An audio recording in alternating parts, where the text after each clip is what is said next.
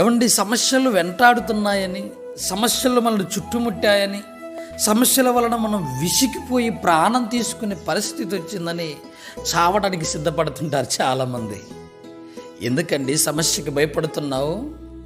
నువ్వు నమ్మిన యేసుక్రీస్తు వారు నీకంటే ఎక్కువ శ్రమలను భూమి మీద అనుభవించాడు, నీకంటే ఎక్కువ కష్టాన్ని భూమి మీద అనుభవించాడు. ఎందుకో తెలుసా?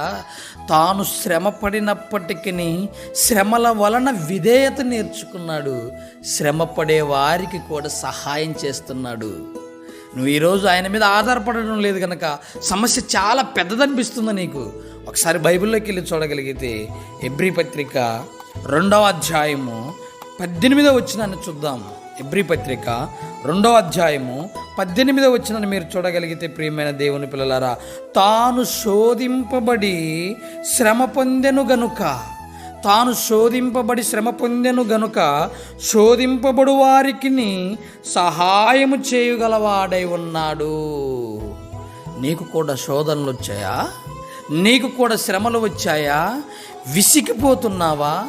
మరణమే శరణం అనుకునేటువంటి స్థితికి నువ్వు వెళ్ళిపోయావా? అయితే నీకన్నా ముందు శ్రమ పడినటువంటి యేసుక్రీస్తు వారిని ఒక్కసారి అడుగు, నాకు సహాయం చేయమని అడుగు, ఆ సహాయము నేను పొందుకోవాలని అడుగు.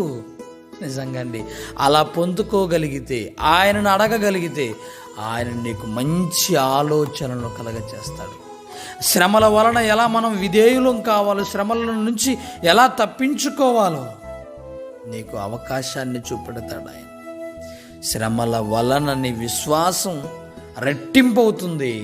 అదే శ్రమల వలన నీవు ఆశీర్వాదానికి అర్హుడుగా కూడా మారిపోతావని దేవుని వాక్యం సెలవిస్తుంది.